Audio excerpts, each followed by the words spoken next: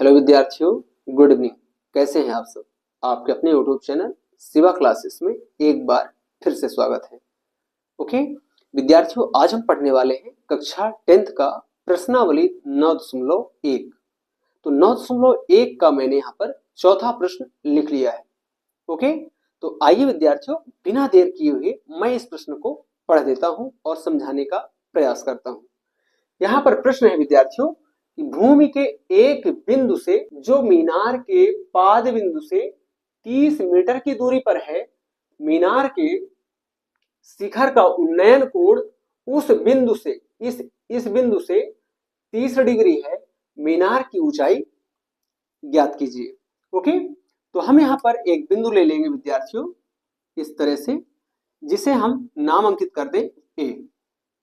ये बिंदु विद्यार्थियों मीनार के पाद बिंदु से, तो अपन यहाँ एक मीनार बनाएंगे इस प्रकार से, और मीनार का इस पॉइंट को हम पाद बिंदु कहते हैं विद्यार्थियों, सबसे निचले हिस्से को। और इसे मैं इस मीनार को नाम दे दूं सी बी, इस प्रकार से बीसी नाम दे दिया है इस मीनार को। ओके, तो मीनार के पाद बिंदु से इस बिंदु की जो दूरी है विद्यार्थियों, मीनार के पाद बिंदु से इस बिंदु की जो दूरी है, वो प्रश्न कह रहा है विद्यार्थियों कि 30 मीटर दूरी पर स्थित है। ये बिंदु मीनार के पाद बिंदु से कितनी दूरी पर स्थित है विद्यार्थियों? 30 मीटर की दूरी पर स्थित है। ओके, अगला बात कह रहा है विद्यार्थियों कि इस बिंदु से मीनार के शिखर का जो उन्नयन कोण है विद्यार्थियों, वो 30 अंश हो। तो हमें क्या ज्ञात करना है? इस मीनार की ऊंचाई। तो यहां से विद्यार्थियों मीनार के शिखर का जो उन्नयन कोण है वो कितना है? 30 अंश है। कितना अंश है? 30 डिग्री है विद्यार्थियों। तो हमें इस मीनार की ऊंचाई ज्ञात कर लेनी है। तो आइए इसे हल कर देते हैं विद्यार्थियों। लिखेंगे यहां पर, माना मीनार बीसी है। ओके, माना मीनार क्या? हमने मीनार को विद्यार्थियों बीसी मान लिया है। अब हम इस प्रश्न में आगे बढ़े विद्यार्थियों। तो यहाँ पर ये जो पाद बिंदु है और इस बिंदु की जो दूरी है उसे हम लिख देंगे ए बी बराबर कितना? 30 मीटर। ये भी दिया है इस प्रश्न में। और यहाँ पर जो न्यून कोण है विद्यार्थियों बी ए सी, इसे भी हम लिख देंगे यहाँ पर न्यून कोण बी ए सी बराबर 30 डिग्री। इस प्रकार से इसे लिख करके अब हम इस समकोण त्रिभुज में जो हमें ज्ञात करना है और जो भुजा दिया है उसमें हम अनुपात बताते हुए इस मीनार की ऊंचाई ज्ञात कर लेंगे। ओके, तो यहां पर हमें ये वाली भुजा दी हुई है विद्यार्थियों, और ये वाला मान हमें, मतलब मीनार की ऊंचाई जिसे हमने बीसी माना है, ज्ञात करना है। तो हम इसी में संबंध ज्ञात करेंगे। तो लिखेंगे यहां समकोण त्रिभुज ए बी सी में। ओके, एबीसी में क्या विद्यार्थियों? बीसी बटे ए बी, बीसी बटे ए बी बराबर, ये अब न्यून कोण के सामने वाली भुजा है तो लंब है, और ये आधार है विद्यार्थियों। तो लंब बटे आधार क्या होता है?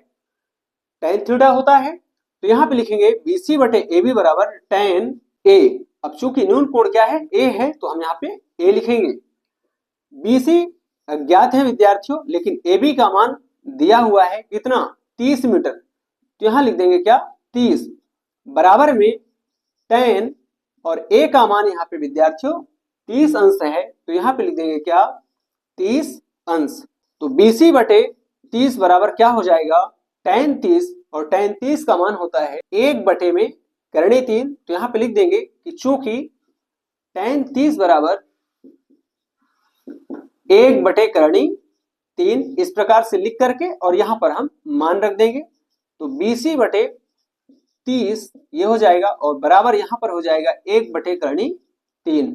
अब हम यहां पर विद्यार्थियों इस 30 का इस 1 से गुणा करा देंगे, तो हमें क्या मिल जाएगा? BC बराबर 30 एक कम 30, और ये बटे में करणी 3, इस तरह से।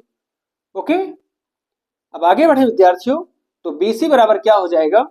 30 बटे में करणी 3, और इस करणी 3 का हम अंश में भी और हर में भी गुणा करा देंगे।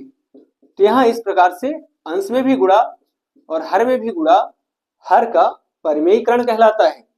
ओके, तो आगे मिल जाएगा हमें BC बराबर 30 का करणी 3 से, तो वो तो वही रहेगा, लेकिन करणी 3 का करणी 3 से गुणनफल 3 आ जाएगा। 3 से इसको हम कटाएं तो 10 बार में कट जाएगा, तो BC का मान आ जाएगा 10 करणी 3, और ये मान आएगा विद्यार्थियों मीटर में।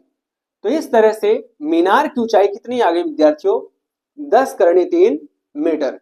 अतः लिख करके आप इसे बता देंगे, अतः मीनार BC की ऊंचाई 10 करणी 3 मीटर है। ओके, तो इस प्रकार से यह प्रश्न बहुत ही आसान तरीके से हल हो जाता है विद्यार्थियों।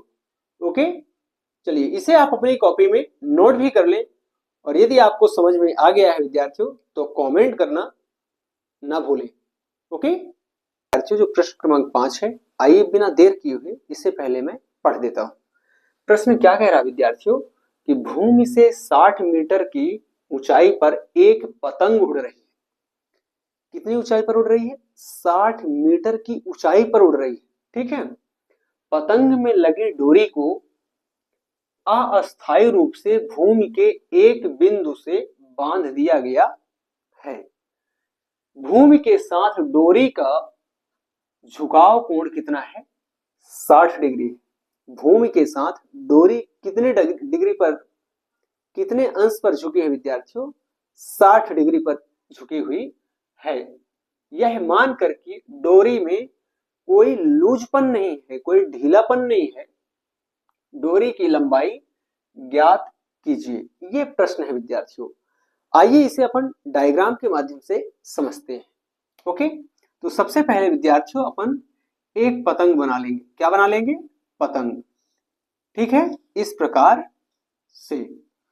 अब इसमें अपन क्या करेंगे विद्यार्थियों, एक रस्सी खींच देंगे कुछ इस प्रकार से, क्योंकि जो पतंग है वो रस्सी के द्वारा उड़ रही होगी, रस्सी तो लगी होगी उसमें, डोरी।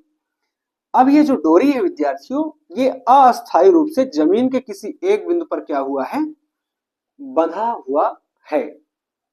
ठीक है, और ये जो इस पतंग की ऊंचाई है विद्यार्थियों, वो जमीन से कितनी ऊंचाई पर उड़ रहा है, 60 मीटर की ऊंचाई पर उड़ रहा है, जिसको हम कुछ इस प्रकार से दिखा देंगे। अब इस पॉइंट को हम क्या करेंगे विद्यार्थियों, यहां पर इस आधार बिंदु से हम जोड़ते हुए एक समकोण त्रिभुज प्राप्त कर लेंगे। ओके, यदि हम ऊंचाई को विद्यार्थियों ए बी दे दें और रस्सी को हम क्या नाम दे दें विद्यार्थियों, AC।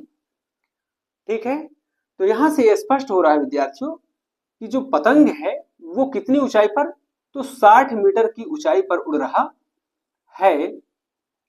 ओके, और ये जो रस्सी है विद्यार्थियों, वो बिंदु C पर क्या हुआ है, अस्थायी रूप से किसी खूंटे से बांध दिया गया है। रस्सी का जमीन से जो झुकाव है वो कितना है, 60 डिग्री है, 60 अंश है।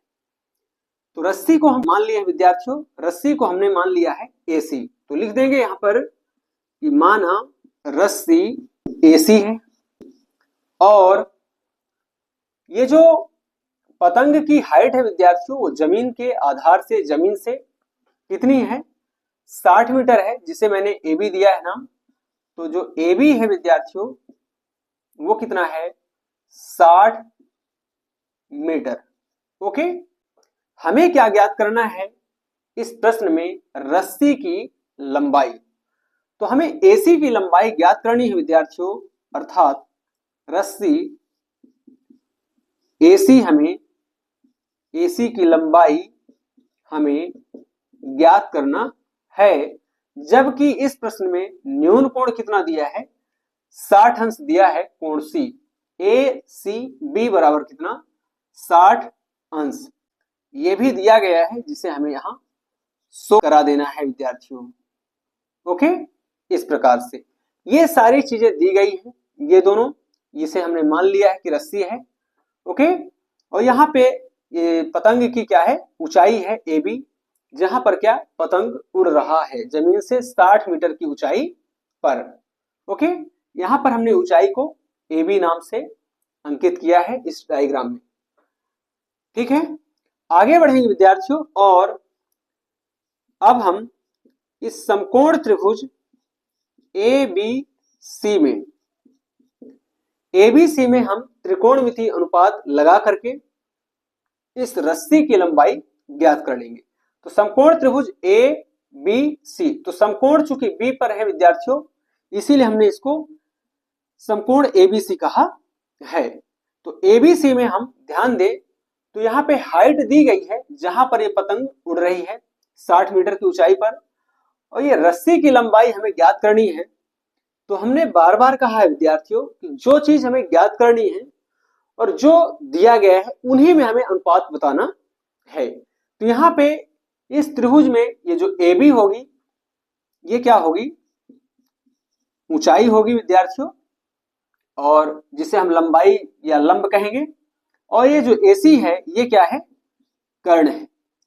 न्यून कोण के सामने की भुजा लंब होती है और 90 डिग्री अर्थात समकोण के सामने की भुजा कर्ण होती है। तो ए बी बटे ए सी बराबर क्या हो जाएगा, यहां लंब बटे कर्ण मतलब साइन, और यहां पे न्यून कोण सी है तो साइन सी एक बार दिखाएंगे। ए बी कितना है विद्यार्थियों, ए बी का मान रख देंगे हम चित्र से, चूंकि ये दिया हुआ है। तो ये दिया है 60 मीटर, और ए सी हमें ज्ञात करना है तो बटे में ए सी, साइन और सी कितना है विद्यार्थियों, तो 60 अंश, तो 60 अंश लिख देंगे इस प्रकार से। ओके, यहां पर अब क्या करेंगे, 60 डिग्री का मान रखेंगे साइन त्रिकोणमिति में। तो यहां पे हो जाए क्या, 60 बटे ये ए सी बराबर में साइन 60 का मान होता है करणी 3 बटे में 2, इस प्रकार से। अब हम यहाँ पे त्रिज्या गुणा करा लेंगे। ओके, तो करणी 3 का इस एसी से गुणा हो जाएगा, तो हो जाएगा करणी 3 गुणे एसी, और बराबर में ये 60 और 2 का गुणा हो जाएगा विद्यार्थियों, तो 60 दूनी का 120। तो एसी बराबर कितना आ जाएगा, 120 बटे में करणी 3, इस प्रकार से। तो एसी बराबर हो जाएगा विद्यार्थियों, वैसे तो यही आंसर है, लेकिन हमें क्या है, इस करणी 3 का परिमेयीकरण करा देना है। तो 120 गुणे करणी 3, अंश में भी इसका गुणा और स्वयं में गुणा हो जाएगा, और करणी 3 गुणे करणी 3, तो एसी बराबर आ जाएगा 120 गुणे करणी 3 और बटे में करणी 3 का करणी 3 से गुणा, तो ये 3 हो जाएगा। 3 का इसमें भाग लग जाएगा विद्यार्थियों, तो 3 चौको 12, 3 शून्यम शून्य, तो 40 बार में भाग जाएगा 3 का। ओके, तो एसी बराबर आ जाएगा कितना, 40 गुणे करणी 3 या 40 इंटू करणी 3, ये आ जाएगा मीटर में, चूंकि ये क्या है, लंबाई है।